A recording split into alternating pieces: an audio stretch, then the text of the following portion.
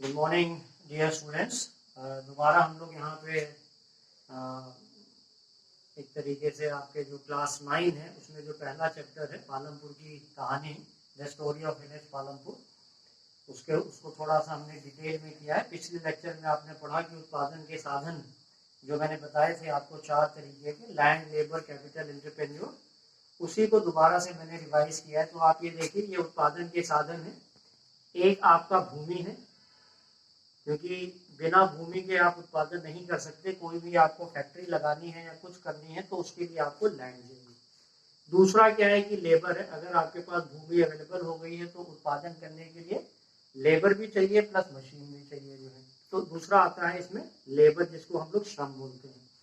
तीसरा इसमें आप देखिए पूंजी है। अर्थशास्त्र में पूंजी और मुद्रा अलग अलग है। जब हम लोग मुद्रा की बात करते हैं तो मुद्रा का मतलब है केवल सिक्के और जो कागजी नोट होते हैं, और जब हम लोग पूंजी की बात करते हैं तो उसमें बिल्डिंग्स हैं, रोड्स हैं, डैम्स हैं, मशीनें हैं, हैवी प्लांट एंड मशीनरी है, वो सब चीजें आ जाती हैं। और चौथा चीज इसमें उद्यमी है, या जिसको हम लोग बोलते हैं मानव पूंजी।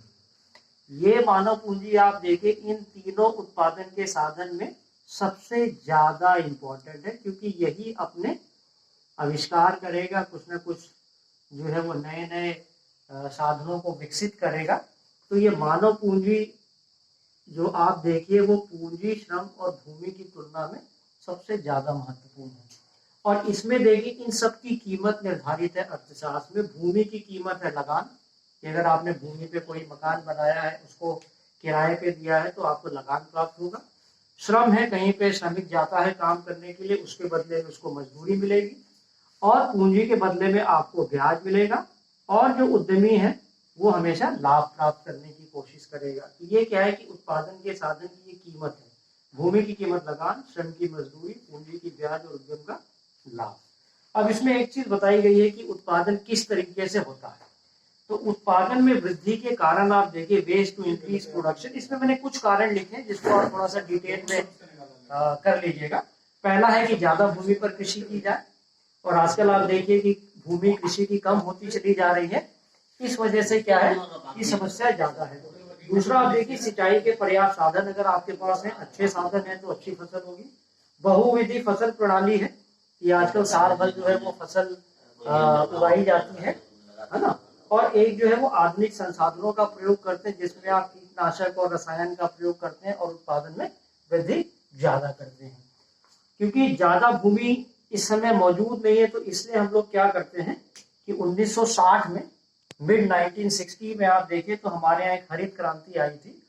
हरित क्रांति में क्या हुआ था, HYV सीड्स, यानी जो उत्तम किस्म के बीज थे, हाई वेराइटी सीड्स, उसका इस्तेमाल किया गया था। और ये सबसे पहले पंजाब और हरियाणा में हरित क्रांति की गई थी। भारत में हरित क्रांति के जो जनक है वो आप देखिए MS Swaminathan, he is known as father of green revolution. और ये मिड 1960 में आपका ग्रीन रेवोल्यूशन स्टार्ट हुआ था। और इसमें क्या हुआ था कि जो गेहूं और धान है उसकी फसल में अभूतपूर्व वृद्धि हुई थी, क्योंकि इसमें क्या है कि ज्यादा पानी की जरूरत होती है और इसमें सिंचाई के साधन पर्याप्त किए गए थे। तो उससे क्या हुआ कि इन फसलों के उत्पादन में ज्यादा वृद्धि हुई। लेकिन कुछ चीज की कमी भी हुई, उसको हम लोग नेक्स्ट चैप्टर में बताएंगे कि ग्रीन रेवोल्यूशन के what were the positive impact and what were the negative impacts. आज के लिए इतना ही। Take care about yourself. Thank you.